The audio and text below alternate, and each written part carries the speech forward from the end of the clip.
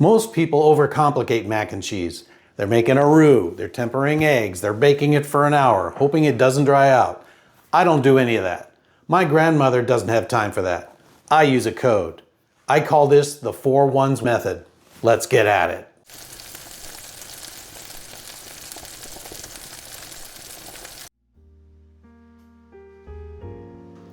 One gallon of water, 1 pound of pasta, 1 pound of Velveeta, 1 pound of American cheese. It's one of the simplest recipes you'll ever make, and it's also one that's easy to screw up.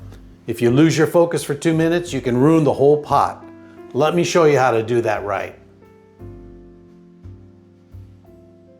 For the first of the cheeses, I've got Kraft Deluxe. It's a good quality American and it comes as one solid stack instead of a bunch of individually wrapped slices.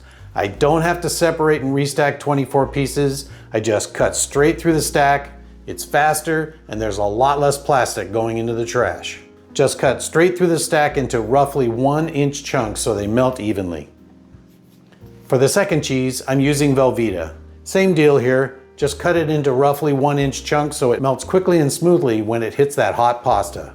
Once both cheeses are cut, park them right next to the stove. When that pasta is ready, you don't want to be chasing ingredients. You want it to go straight from the bowl into the mix. We're starting with 1 gallon of water in a heavy pot. Bring it all the way up to a rolling boil before you add anything. Once it's boiling, in goes 1 pound of dry pasta. I'm using elbow macaroni, but you can use whatever shape your family likes. Give it a good stir so nothing sticks, and this is where I start my 2-minute timer. It's not going to come all the way back to a hard rolling boil. Those 2 minutes are just to get the pasta started before we pull some of that water off. Here's where the math sounds wrong. A full gallon of water for a pound of pasta? That sounds like soup. But the trick is, we only borrow that gallon. We're not eating a gallon of water. After 2 minutes, I start scooping water out. I'm not draining it dry through a colander. I'm just lowering the level until it's barely covering the noodles, about 1 inch above the pasta. And this cloudy water right here, that's liquid gold. That starch is what's going to bond the cheese to the noodles. If you dump it and replace it with milk, you lose all that built-in emulsifier. If you keep this starchy water, the cheese actually wants to cling to the pasta instead of breaking. Once that water level is right, we're ready.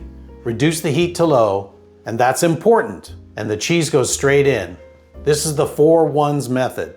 A gallon of water, a pound of pasta, a pound of Velveeta, a pound of American, all finally in the same pot.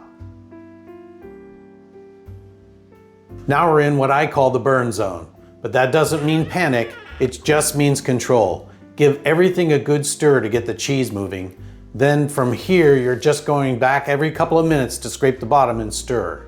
The cheese is going to try to sink, and if you ignore it, that's when it scorches. If it burns down there, that bitter burnt flavor goes through the whole batch. So we stir and we scrape. Depending on how hot your stove runs and how much water you leave above the pasta level, this can take anywhere from 15 to 45 minutes on low. That's totally fine. Let the heat do the work. Your only job is to babysit a little and keep that bottom from catching. At first, it's going to look wrong. You'll see pockets of blobs of melting cheese, a lot of liquid, and you're gonna think, this is soup, I ruined it. Believe me, you didn't.